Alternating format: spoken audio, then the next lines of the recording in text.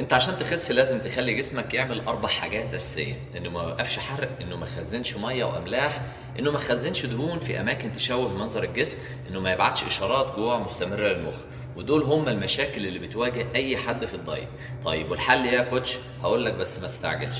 بص يا سيدي، الحل عن طريق 3 حاجات اساسيه: اكلك يكون عباره عن 3 وجبات اساسيه، والوجبه تكون مكونه من بروتين ونشويات والياف لازم في كل وجبه، و2 سناك سكريات بسيطه زي مثلا ثمره فاكهه او دهون صحيه زي المكسرات.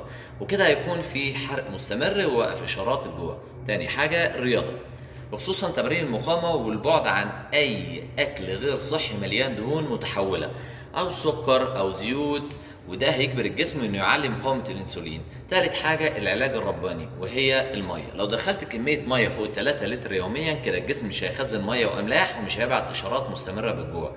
صدقني تقصيرك في اي حاجه